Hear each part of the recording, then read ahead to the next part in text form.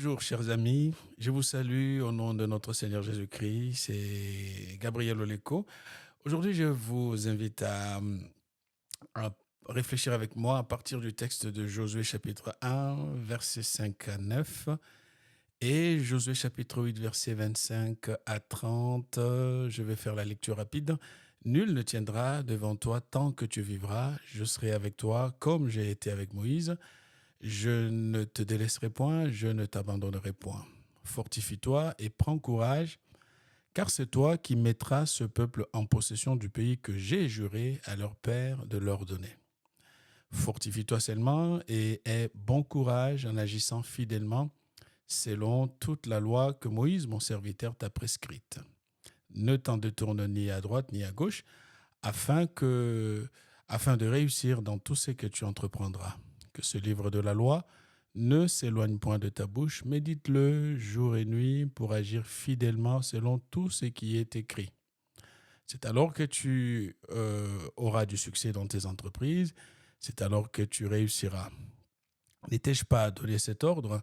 Fortifie-toi et prends courage. Ne t'effraie point et ne t'épouvante point, car l'Éternel ton Dieu est avec toi dans tout ce que tu entreprendras. Josué chapitre 8, verset 25 à 30, il y eut au total 12 000 personnes tuées ce jour-là, hommes et femmes, tous gens d'Aï. Josué ne retira point sa main qu'il tenait étendue avec le javelot jusqu'à ce que tous les habitants aient été dévoués par interdit. Seulement Israël garda pour lui le bétail et le butin de cette ville, selon l'ordre que l'Éternel avait prescrit à Josué.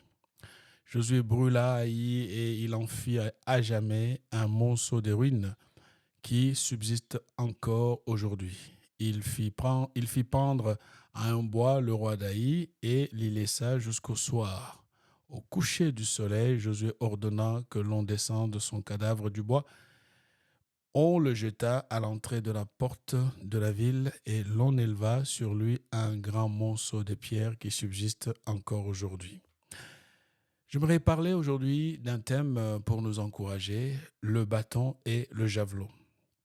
Qu'est-ce que cela veut dire? Il s'agit ici de nous inviter à apprendre à avancer même en temps de crise, quelles que soient les crises par lesquelles nous passons, parce que nous ne connaissons pas toujours la trajectoire que nous allons prendre et la vie, justement, ne nous promet pas que du succès. Il y a des moments où nous sommes confrontés aux difficultés et comment faire pour les négocier avec sagesse et surtout, plus que négocier, mais de les traverser. Le bâton et le javelot, ça rappelle l'expérience de deux hommes. Le premier, c'est Moïse qui avait un bâton et Josué avait un javelot. Mais aujourd'hui, nous allons plus mettre l'accent sur Josué. Nous venons de lire deux textes qui parlent d'un homme. Le premier texte, c'est la promesse qui est faite à Josué, que tout endroit où il foulera la plante de son pied, le Seigneur le lui donne et que le succès l'accompagnera. Sauf que entre la parole donnée et l'expérience douloureuse qui est appuyée au deuxième texte de Josué, chapitre 8, c'est qu'il y a eu un avant et un après. Et c'est un peu la réalité qui est devant chacun d'entre nous. Il y a toujours un avant et un après. Qu'est-ce qui s'est passé? Josué a été lamentablement défait par les habitants de Haï. Nous connaissons ce texte qui arrive au chapitre 7 de Josué. Et Israël avait eu beaucoup de prétentions de croire que ce petit peuple serait effacé rapidement et simplement. Et c'est peut-être aussi l'endroit pour que chacun d'entre nous ne puisse pas reposer sa confiance dans ses armes, dans sa force, mais la victoire véritable vient, en tout cas, elle est don de l'Éternel. Donc Josué est désemparé suite à cette défaite qu'il a subie devant un peuple qui n'était même pas comparable à celui d'Israël à l'époque. Et la preuve est que lorsque les armées d'Israël se préparaient au combat, on a expliqué à Josué de ne pas fatiguer toute la population, mais d'en prendre qu'un faible échantillon qui allait représenter Israël pour gagner. Et c'est fait que quand ils sont allés, l'endroit de la confiance s'est transformé en lieu de confusion totale. Et cet épisode va jeter des doutes, même à Josué, qui est paniqué, qui est pris de panique parce que il ne comprend pas. Et peut-être que quelqu'un qui me suit, toi aussi qui me suis en ce moment, tu ne comprends pas ce qui se passe et que tu traverses, par où tu traverses. Mais j'aimerais simplement te dire, il faut savoir que Dieu demeure fidèle et sa promesse est toujours la même. Dieu ne change pas de promesse et cet appel à la constance, c'est pour nous un motif d'espérance et de persévérance. Donc, il faut savoir que la crise est une opportunité parce que si Josué se retrouvait devant le peuple d'Aï et défait par ce qui s'est passé, ça l'a conduit à revoir sa stratégie, à revoir sa ligne de conduite et à comprendre pourquoi les choses ne se sont-elles pas passées comme c'était prévu.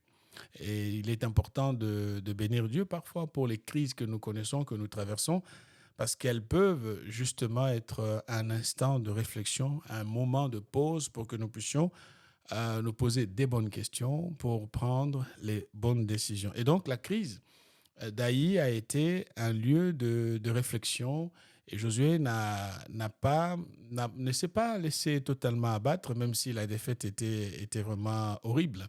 Mais il est allé chercher Dieu, il est allé dans la prière pour tenter de comprendre.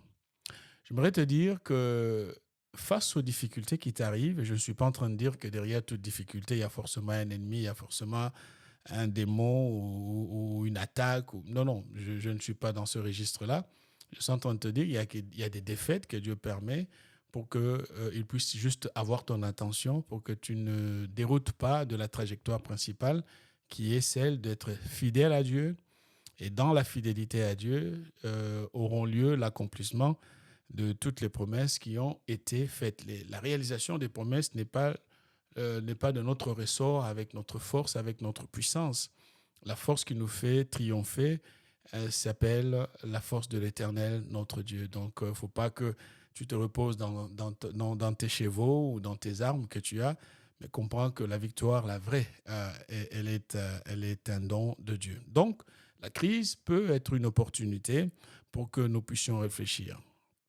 Josué avait l'habitude de remporter des victoires sur le plan de son leadership et on a vu comment Haï a été défait et avant cela, Josué toute sa vie a été aux côtés de Moïse, un jeune sur le terrain. On se souviendra de la bataille contre Amalek, comment Josué était sur le terrain en train de travailler.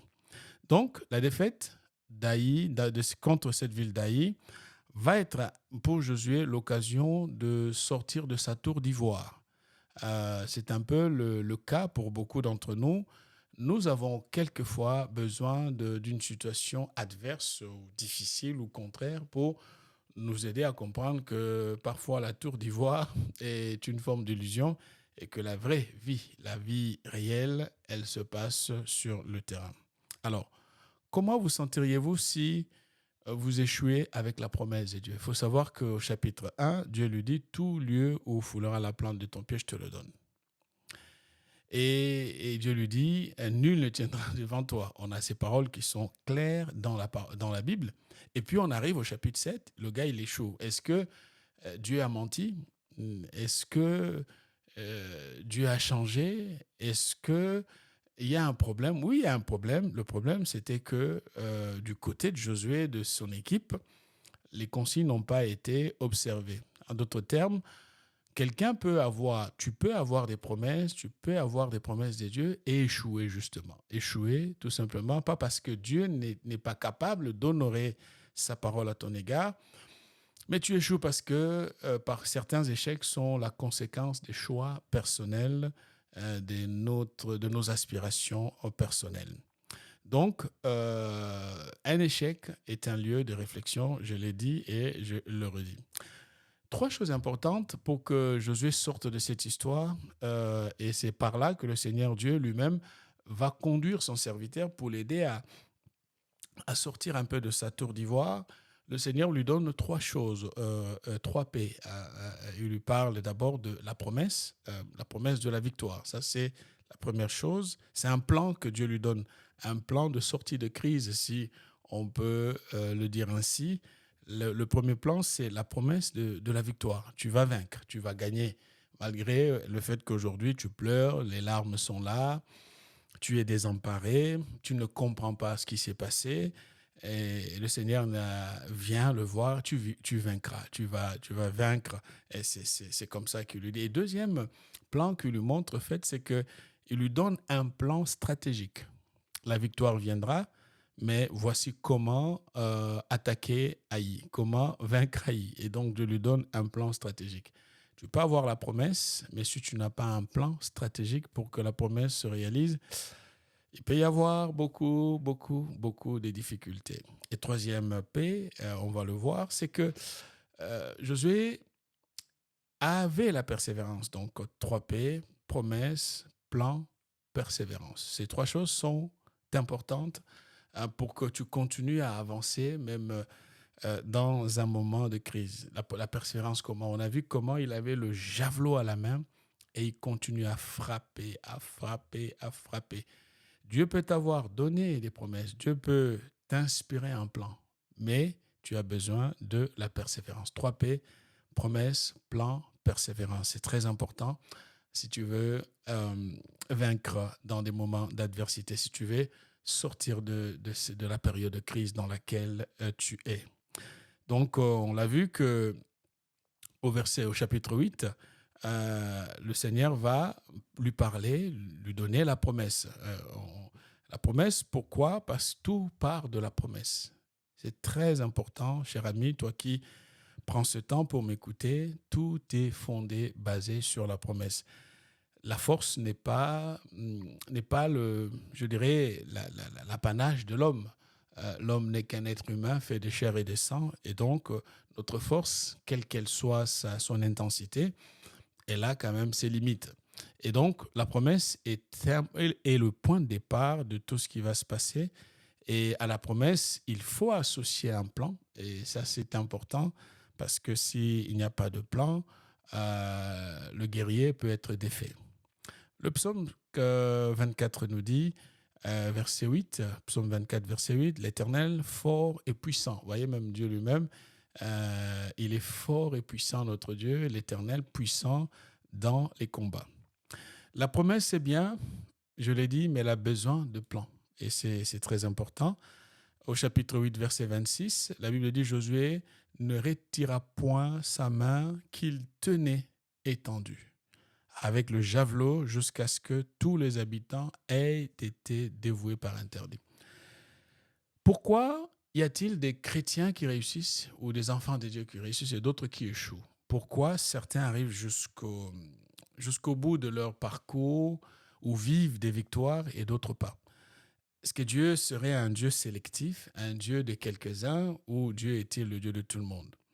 On le voit que Josué, en tant que tacticien, avait compris la place de la persévérance dans la vie, dans le parcours de la foi.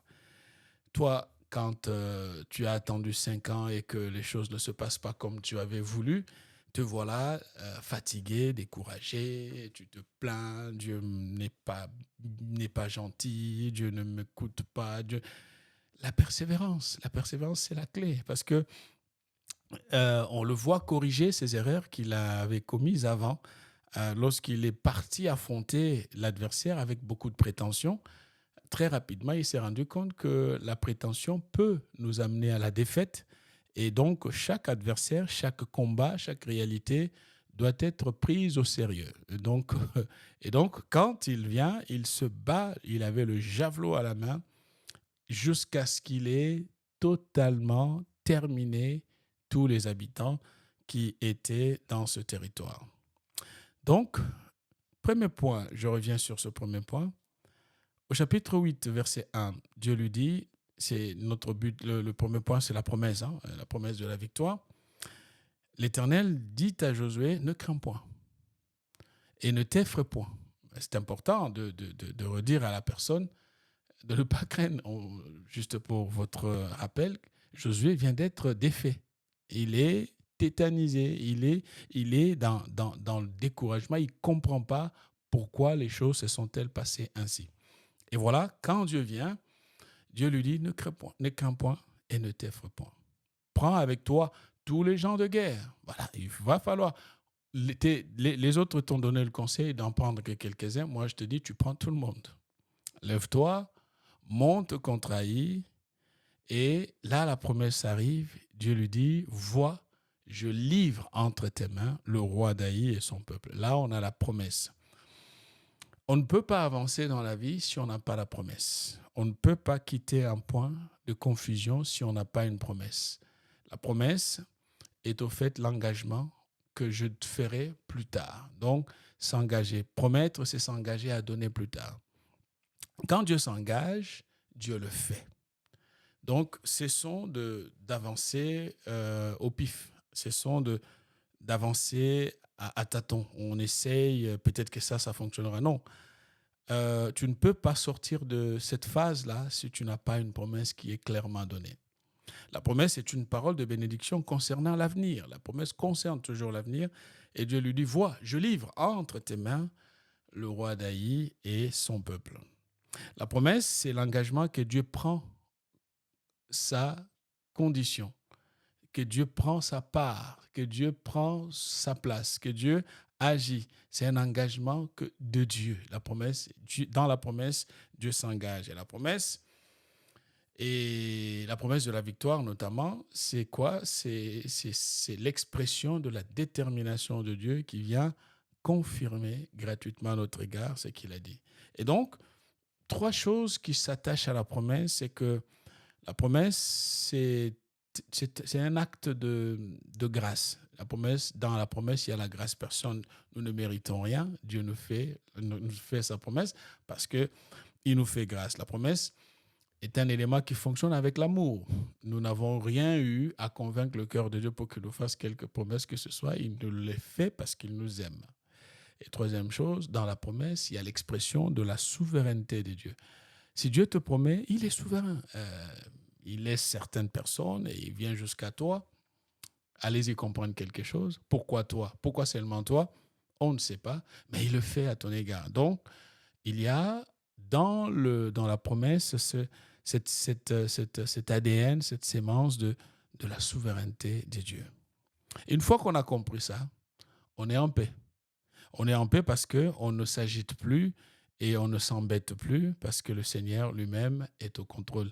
Et ce que j'aime avec la promesse de Dieu, c'est que la promesse nous rappelle que Dieu s'engage et quand Dieu promet, cela est irrévocable. Irrévocable et infaillible. Personne ne peut contrecarrer cela. Tôt ou tard, ça se fera. Alors, je ne sais pas quelles sont les promesses que le Seigneur t'a faites, mais j'aimerais t'encourager, mon frère, ma sœur, cher ami, à tenir bon. Je me souviendrai toujours de cette parole de Balaam et de Balak, cet échange entre ces 2 hommes. Un est roi, l'autre est prophète, et le roi voulait la destruction d'Israël, et puis le prophète lui dit, mais c'est compliqué, c'est pas possible. Et il lui répond au chapitre 23 de Nombre 23, versets 19 et 20, il lui dit, Dieu n'est point un homme pour mentir. Voilà, j'aimerais te dire que Dieu n'est pas un homme pour te mentir. Reste en paix, reste calme, sa promesse se fera. Il lui dit, ni un fils d'un homme pour se repentir ou changer d'avis. L'expression se repentir, c'est changer d'opinion, changer d'avis. Pas de l'expression, mais le verbe. Il peut être rendu par changer d'avis. Ce qu'il a dit, ne le fera-t-il pas? Alors je sais que pour quelques-uns, la promesse tarde. J'aimerais te dire, ce que Dieu a dit, il va le faire. Il ne peut pas changer d'avis. Ce qu'il a déclaré, c'est une déclaration. Quand Dieu fait la déclaration, il ne faut pas prendre à la légère la déclaration d'un souverain. C'est un chef. Quand il promulgue, quand il dit quelque chose, il engage le système des esprits, toute la puissance qui s'accompagne. Quand Dieu fait la déclaration, il va l'exécuter. Le prophète dit, ne l'exécutera-t-il pas? En d'autres termes, c'est fini. Quand Dieu dit, il le fait. Donc, je ne peux rien contre ce peuple parce que Dieu l'a déjà béni. Et voici, j'ai reçu l'ordre de bénir. Ah, je prie Dieu que Dieu donne l'ordre à ta bénédiction. Là où ils vont se réunir pour comploter avec l'intention de te détruire, de te tuer, de t'assassiner, le Seigneur les contraindra à te bénir. Pourquoi? Parce que quand il bénit, personne ne peut le révoquer. Donc, c'est très important, chers amis. Donc, deuxième point, c'est le plan stratégique. Je vais aller rapidement parce que notre temps arrive à la fin. Le plan stratégique. J'ai vu des gens brillants aller nulle part parce qu'ils n'ont pas eu un plan. Jeune homme, jeune femme, mon frère, ma soeur, cher ami, pose-toi, travaille sur ton plan, réfléchis. Comment est-ce que tu sortiras de là? Qu'est-ce qui va se passer? Cette année, comment est-ce que ça va se passer? Pose-toi et élabore un plan. On n'a pas un cerveau pour rien. On n'est pas différent des animaux pour rien. Il y a l'intelligence parce que Dieu a voulu que l'homme soit le prince de la création. Assieds-toi, prends le temps, pose-toi et réfléchis.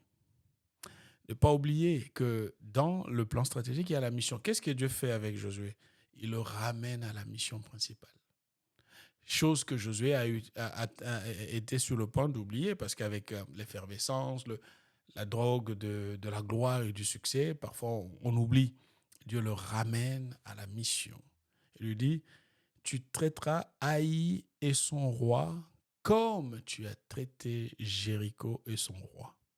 Il amène au point de départ. Tu sais ce que tu as fait de Jéricho et son roi, c'est ainsi que tu feras de ce roi d'Haï et de son peuple.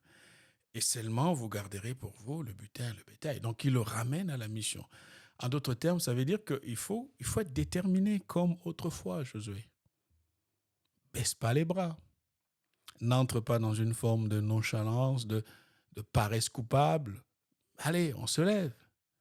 On reste déterminé, on reste combatif. Sois déterminé comme autrefois. Tu as vaincu Jéricho parce que tu étais déterminé. Il ne faut pas être dans des grandes déclarations et puis laisser l'orgueil s'installer dans ton cœur et te dire « Ah oui, donc non, il faut prendre l'adversaire au sérieux. Respecte ton ennemi et prends-le au sérieux. Apprends à faire la part des choses. N'écoute pas tout le monde et n'écoute pas n'importe quoi. Au fait, à chaque guerre, il faut un plan de guerre approprié. C'est important, je répète. À chaque combat, à chaque guerre, il faut un plan de guerre approprié. Allez voir les généraux qui dirigent les grandes armées. Ils ont toujours un plan de guerre approprié. Ils ne vont pas refaire la même chose parce qu'il y a eu du succès hier. Peut-être qu'en attendant, l'adversaire a pris le temps d'observer ma manière de travailler et donc il s'est préparé par rapport à mon ancienne stratégie. Qu'est-ce que Dieu dit à Josué au chapitre 2, au verset 2 du chapitre 8? Il lui dit, place une embuscade derrière la ville. Alors qu'à Jéricho, ils ont juste crié, chanté, loué Dieu. Ils ont fait le tour de la ville 7 fois.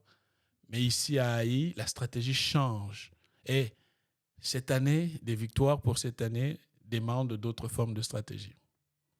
Ne tombe pas dans une forme de paresse et ne détruis pas ce que Dieu est en train de vouloir faire dans ta vie. Et je termine avec le troisième point, la persévérance. Et c'est important, la persévérance, parce que le temps me manque, je me serais attardé longtemps. Mais allez, parlons de la persévérance. La persévérance, c'est la clé. On a vu Josué déterminé. Verset 26, chapitre 8, Josué ne retira point sa main qu'il tenait étendu avec le javelot jusqu'à ce que tous les habitants aient été dévoués par interdit. Et j'aime bien un homme qui a la promesse de Dieu, qui a le plan stratégique que Dieu lui donne, mais qui comprend qu'au fait, il va falloir bosser. Il va falloir travailler. Il faut persévérer jusqu'au bout. Je terminerai en te disant, persévère, persévère. Ne baisse pas les bras. Même si hier ça n'a pas fonctionné, cela ne veut pas dire que demain ça ne fonctionnera pas. Dieu n'a pas encore dit son dernier mot. Persévère. Les avantages de la persévérance. Vous savez, là où il y a la persévérance, on atteint toujours les objectifs dont on s'est fixé. C'est ça, ce qui est bien avec la persévérance. L'autre avantage de la persévérance, c'est qu'on a envie de relever des nouveaux défis. C'est lui qui est persévérant, il veut relever de nouveaux défis. Dans la persévérance, on sait se dépasser. On sait se dépasser. Dans la persévérance, on vit son rêve. Je prie Dieu, c'est mon dernier mot, que tu puisses vivre ton rêve. Cette année, dans cette saison, actuellement, que tu puisses vivre ton rêve. Mais ton rêve, tu le vivras en imitant Josué comme il a fait. Il avait le javelot à la main. Josué avait un javelot. Toi, qu'est-ce que tu as? Quelle est ton arme? Quel est le don que tu as reçu? Quelle est la grâce que tu as reçue? Quelle est la compétence que tu as reçue? Qu'est-ce qui fait de toi la femme, l'homme que tu es? Qu'est-ce que Dieu t'a donné? Quelle est ta force? Quelle est ta puissance? Qu'est-ce que tu sais faire? C'est ça ton javelot. Voilà. Bon, ils avaient un bâton. Josué avait un javelot. Et toi, qu'est-ce que tu as? Que le Seigneur te bénisse et merci pour le temps que tu as pris pour suivre ce podcast. Continue à prier pour nous, à nous soutenir dans ce projet. Et tout ce que le Seigneur te mettra à cœur, fais-le pour nous. Et tu peux nous écrire, nous faire des commentaires ou nous faire des propositions. Que le Seigneur te bénisse. À bientôt. Soyez bénis. Merci.